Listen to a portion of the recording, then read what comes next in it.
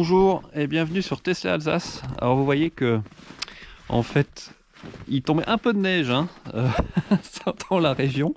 Je pense bien 25 cm, donc c'est quand même pas mal. Et en fait je vais ouvrir le garage après, mais donc la Model 3 dort, hein. D'ailleurs c'est intéressant puisque je ne l'ai pas utilisé depuis 2 jours, voire même plus. Puisque j'ai pas osé aller au travail et surtout à déneiger toute la partie du garage, ce qui fait qu'en fait elle est en veille depuis un bon moment maintenant, et j'ai hâte de voir quand je vais la réveiller combien de pourcents je vais avoir perdu, sachant que j'ai programmé Teslafi pour que la nuit elle se mette vraiment en veille prolongée, que Teslafi ne la réveille pas. Et j'ai aussi mis l'application Jetlis à 50% pour pas non plus qu'elle déclenche la charge, puisque là j'ai à peu près 75%. Et donc je vais faire une petite vidéo pour parler un peu des nouveautés fraîches, hein, c'est le cas de le dire, de la semaine, avec quelques informations intéressantes comme quoi la Model S et Model X vont être rafraîchies, et donc a priori il y aura peut-être des affaires entre guillemets à faire durant le mois de janvier ou début février pour les anciens modèles. Donc j'ai hâte de voir quel va être le nouvel intérieur, notamment de la Model S, la Model X.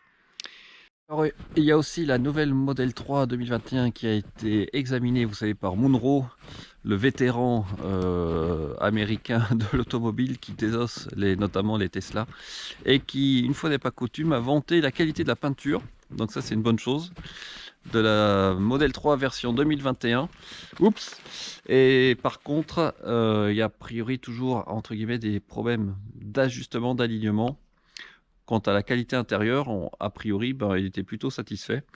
Donc on voit que Tesla semble progresser sur ce point, mais il y a encore de l'amélioration, hein, notamment je pense au niveau du service assurance qualité. Quand vous voyez par exemple que quelques Model 3, enfin quelques, au Québec c'est plus que quelques, ont un souci a priori des capteurs haute pression sur leur système PAC, qui j'espère maintenant est réglé.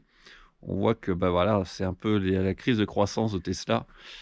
C'est toujours difficile d'augmenter significativement la production tout en maintenant un niveau de qualité vraiment très haut, hein. Il y a toujours des voitures qui peuvent passer entre guillemets un peu à travers, comme certains autres constructeurs automobiles. Mais enfin voilà, c'est plutôt positif pour notamment la peinture pour la Model 3 2021.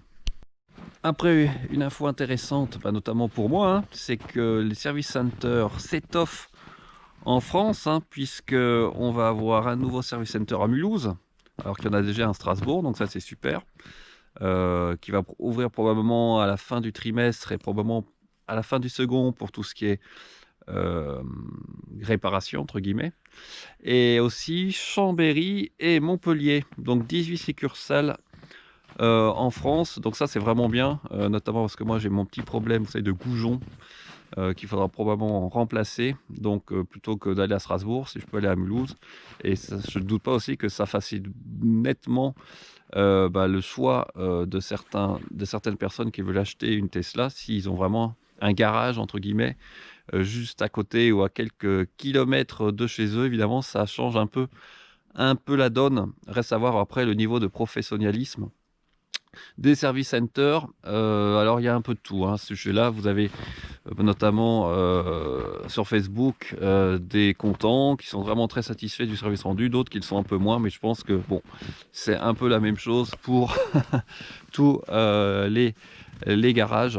Mais en tout cas, maintenant, moi, comme je vous l'ai dit la dernière fois, ce qui m'intéresse notamment, c'est de voir comment vont se développer les superchargeurs en France notamment, et qu'on voit que là, je crois que plusieurs dizaines ont été ouverts très rapidement en un seul mois en Chine, notamment des V3.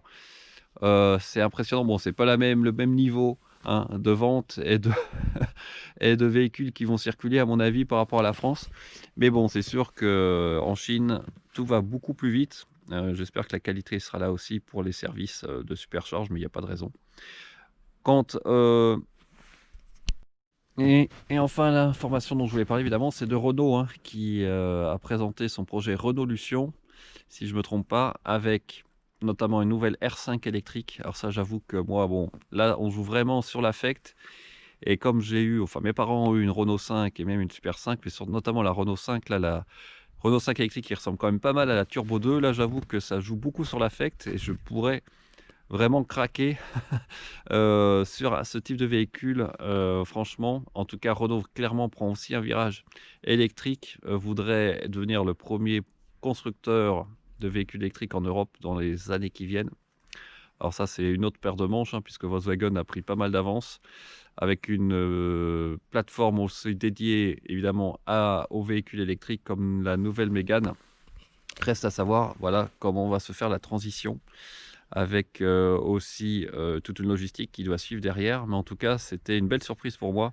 Cette R5 électrique qui malheureusement va pas venir tout de suite, hein, ça sera pas avant 2-3 ans.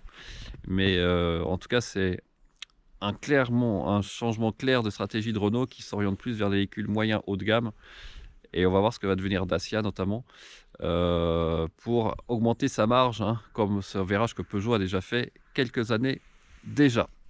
Alors j'ai aussi eu des commentaires sur la chaîne par rapport à l'hiver et la Model 3, certains probablement qui ont eu leur voiture qui a couché en extérieur et donc s'est retrouvée avec pas mal de neige et qui n'arrivaient plus à ouvrir les portes et aussi au niveau de la poignée, hein.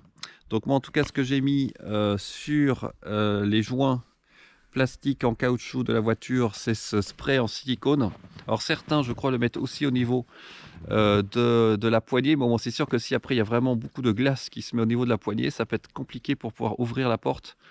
Et c'est pas sûr d'ailleurs que le chauffage, si vous mettez le chauffage dans la voiture pendant de longues minutes, ça arrive quand même à résoudre le problème tout de suite. Donc bon, c'est pas un problème spécifique à Tesla, mais c'est vrai que le fait que les vitres collent directement sur les joints, ça peut aider. Par contre, au niveau des poignées, ça, je serais intéressé de voir vos recommandations en plein hiver, si vous allez en montagne, comment se débarrasser, en limiter le problème de glace qui peut empêcher l'ouverture des poignées. Voilà, écoutez, sur ce, je vous souhaite un très bon week-end. Nous, on va essayer de profiter du week-end pour profiter de la neige. Et puis, vous voyez, on s'est fait un nouvel ami à la maison. Bon, je ne sais pas s'il rentrera dans la Tesla, mais en tout cas, il est de bonne humeur et ça fait plaisir. Et puis, c'est vrai que c'est assez exceptionnel, là, le temps qu'on a. Ça fait longtemps qu'on n'a pas eu ça en Alsace. Ça change un peu de ma vidéo que j'avais faite à Antibes, près de la mer. Voilà. Encore merci pour votre fidélité et on se dit à très bientôt sur Tesla Alsace. À bientôt, au revoir.